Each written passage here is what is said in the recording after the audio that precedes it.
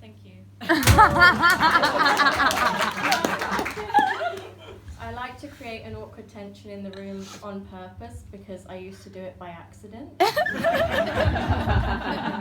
When I first started comedy, oh, it's broken. My whole set was about Satanism. And it didn't not go down, that's a double negative. It went down okay with Christians. It was the Satanists that had a problem with it.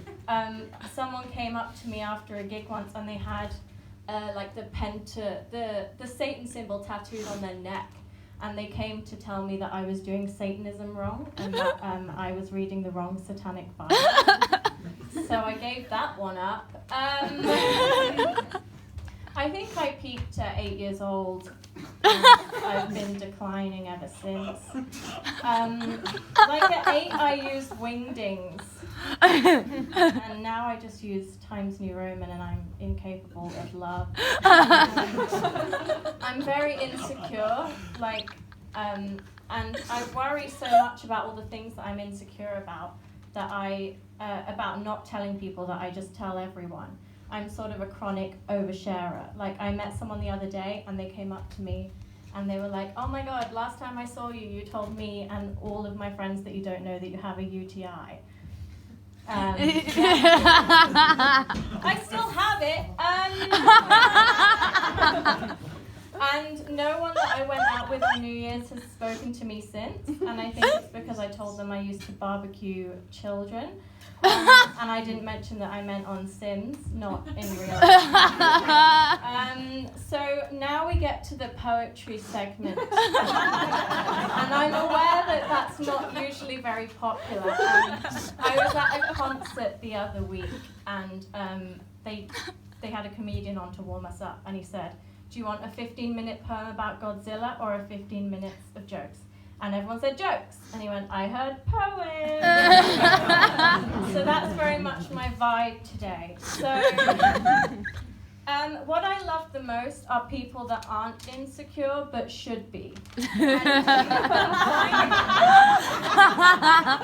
you can find a lot of these people on the poetry section of Instagram. So if you search hashtag wordgasm, a lot of people tag their own poems as wordgasms. So this guy has written a poem called Humble.